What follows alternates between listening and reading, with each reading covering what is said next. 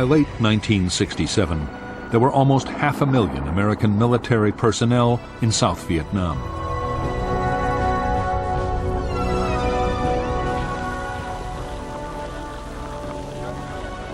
Of these, only 1 in 7 were combat troops.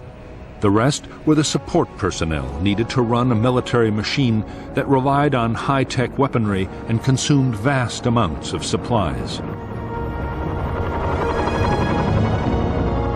By now, American forces in Vietnam were expending 45,000 tons of ammunition and burning 60 million gallons of fuel every month. Almost everything came from the United States, and when it arrived in Vietnam, there was a massive problem of storage and distribution. Huge numbers of men were tied up just handling the supply traffic.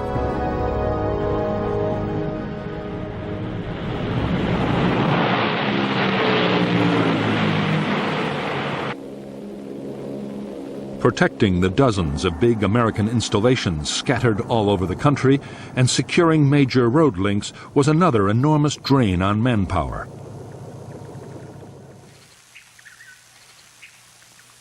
During 1967, the new American emphasis on pacification had led to more attention than ever being paid to improving the South Vietnamese armed forces.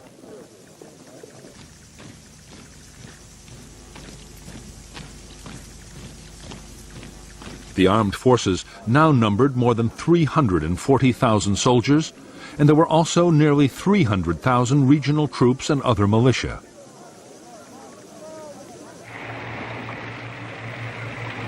The South Vietnamese also had a small navy for coastal and river patrols and an increasingly effective air force.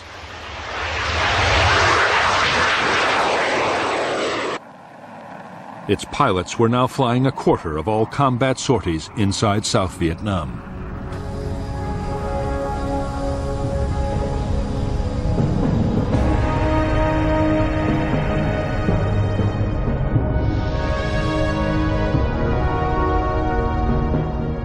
The South Vietnamese Army had divided the country into 4 tactical zones, one for each Army Corps. The most northerly zones each deployed 2 divisions, while the zones further south each had 3. The South Vietnamese Air Force had 5 fighter squadrons and the Navy a force of coastal patrol boats. The Joint General Staff's reserve was an airborne division and 2 Marine brigades.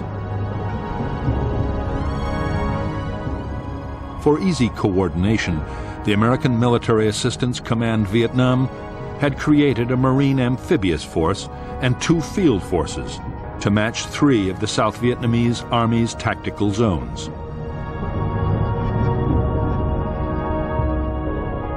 Altogether, the forces deployed 2 Marine and 7 Army divisions, 2 brigades, an armored cavalry regiment, and a special forces group.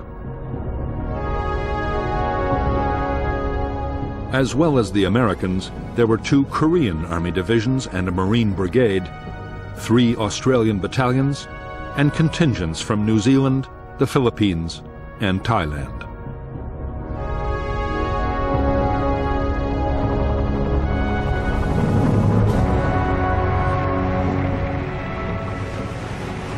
During 1967, the Americans had launched their first combat operations in the extreme south of Vietnam. Up to then, the maze of rivers and canals in the Mekong Delta had been left to the South Vietnamese Army.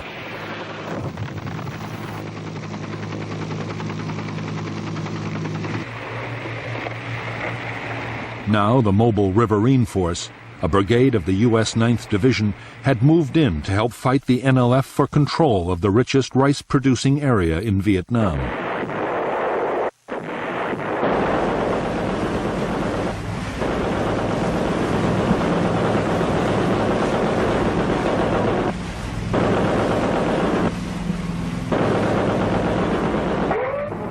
The mobile Riverine Force was unique in the U.S. Army.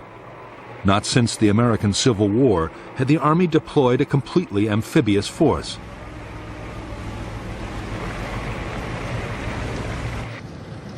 It had its own base, a man-made island.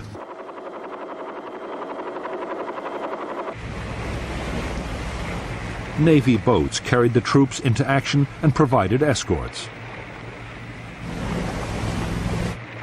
Heavy firepower was carried by armored vessels named monitors after their Civil War forebears.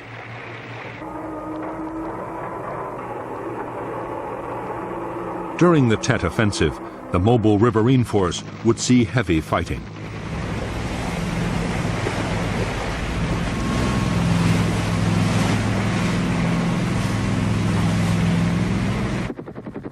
In the Mekong Delta and the other heavily populated parts of South Vietnam, the government army would bear the brunt of the Viet Cong's planned offensive.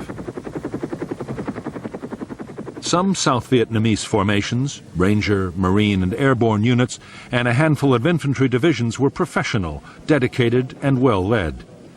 They knew their battleground and their enemy.